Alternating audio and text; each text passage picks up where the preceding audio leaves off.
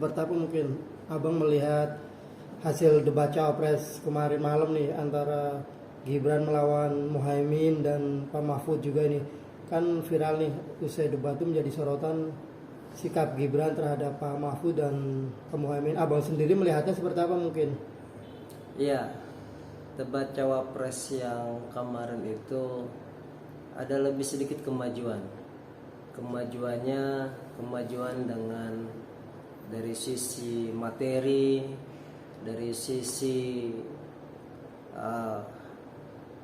penguasaan masing-masing para cawapres. Kemudian juga ramai sekali terkait masalah saling singgung menyinggung antara cawapres yang satu dengan cawapres yang lain. Saya menyikapi akan hal ini jadi fenomena yang ada yang menganggap itu baik, ada juga yang menganggap itu buruk. Yang baiknya adalah masing-masing cawapres itu dia bisa melakukan orientasi terhadap materi-materi yang sudah ditetapkan oleh KPU. Kemudian juga yang buruknya ini yang ramai di media sosial terkait dengan saling menyinggung dan menyinggung antara person to person. Terlebih lagi terkait masalah etika. Yang jadi permasalahan adalah apakah debat cawapres tersebut itu untuk menghasilkan satu hal yang bisa memenangkan satu dengan yang lainnya. Padahal tujuan dari debat adalah bagaimana menciptakan sesuatu yang bisa digunakan untuk para pemimpin negeri ini di tahun 2024 nanti. Sehingga ada prinsip, apabila satu pertanyaan tidak bisa dijawab oleh cawapres yang lain, maka terlihat akan ada kebodohan dari cawapres tersebut. Itu bukan seperti itu. Atau ada cawapresnya memberikan pertanyaan yang merupakan singkatan yang tidak dijelaskan dan bahkan saling menyinggung antara satu dengan yang lain. Nah, melihat dari fenomena ini, saya melihat etika di dalam melakukan debat atau diskusi itu ada etikanya. Di luar negeri misalnya, etika debat sampai menyinggung terhadap person itu tidak ada masalah. Tapi ada hal yang baik yang bisa digunakan ke depannya untuk cawapres atau presiden yang akan terpilih nanti, presiden atau wakil presiden nanti. Sehingga di dalam kaitannya pertanyaan tersebut itu juga harus diperbaiki. Terlebih lagi ada cawapres yang memang secara umur itu masih muda, kemudian etikanya terhadap cawapres yang sudah tua, dan bahkan menggunakan kalimat dengan akademik misalnya kalimatnya saya tidak jelaskan karena Bapak adalah profesor. Itu bukan seperti itu.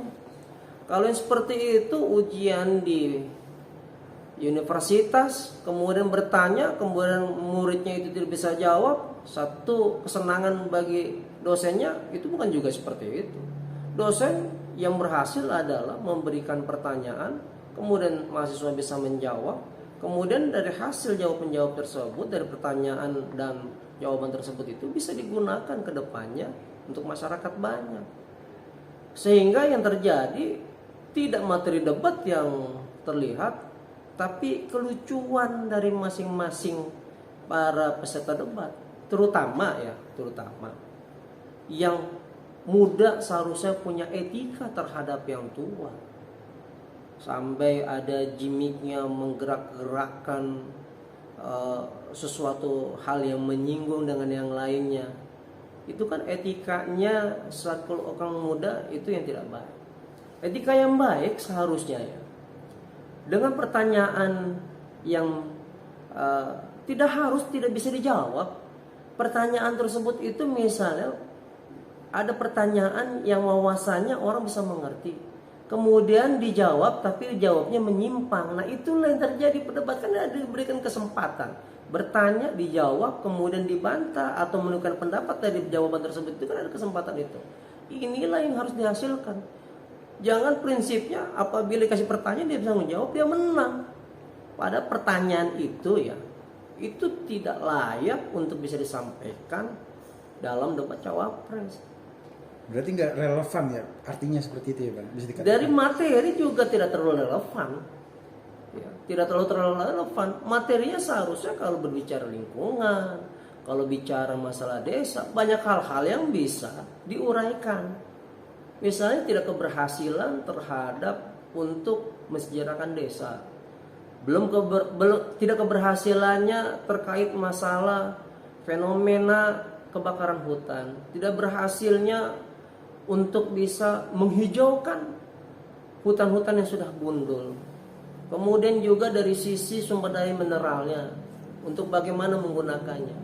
Jadi yang tidak relevan tersebut itu yang harus dibahas dalam cawapres tersebut. Sehingga terjadilah antara istilah kata kalimatnya Kiki itu merosting satu dengan roasting yang lain. Padahal satu singgungan-singgungan yang membangun, kemudian singgungan-singgungan yang bisa membuat debat itu tidak terlalu serius. Nah, itu yang bagus, yang boleh. Misalnya ditanya sudah menjurus tapi dijawab dengan lugas, dengan senyuman, dengan singgungan, dengan balasan yang sebenarnya sangat menyentuh itu, tapi orang yang disentuh itu tidak marah. Itu yang bagus. Gagasannya lebih ya. Seperti debat capres ya, debat capres yang kalau kita ngelihat Pak Anies gitu kan, disinggung habis-habisan. Kalau saya saja itu pasti saya akan balas itu kan. Tapi Pak Anies dia menyinggungnya itu sangat kena, tapi kalimatnya landai, tidak emosional, seakan-akan mau berdebat atau mau perang atau juga mau adu fisik itu kan dengan gaya gimmick-gimmick yang lain. Itu kan yang tidak baik. Kalimat-kalimat yang sopan inilah yang dibutuhkan pemimpin-pemimpin yang akan memimpin kita 2024. Masyarakat juga akan bisa melihat. Jadi dengan perbuatan yang dilakukan pada saat debat cawapres itu menunjukkan keaslian dari sifatnya.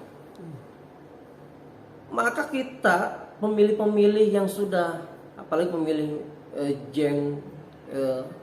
yang baru, pemilih-pemilih yang milenial ini udah bisa melihat tuh karakteristik pemimpinnya, mana yang emosional, mana yang hanya bisa ngelucu doang, mana yang punya wawasan, mana yang punya wawasan tapi juga dia tidak emosional, mana yang mempunyai pemahaman terhadap satu materi, penyelesaiannya, solusinya itu terlihat. Maka kita akan melihat nanti debat cawapres yang terakhir, apakah itu bisa diperbaiki atau tidak, ya kita lihat. Tapi pada intinya dengan adanya debat cawapres kita mengetahui karakteristik dari pemimpin tersebut. Jangan hanya di frame-nya dia bagus kan gitu kan. Ada orang yang mau dia katanya taat beribadah, dia punya iklan pada saat sholat, pada saat wudhu, pada saat memberikan sumbangan, infak, sodako. Ya bukan begitu tuh frame. Ada yang mengatakan dia mempunyai kepintaran, kemudian dilihat wujud nyatanya.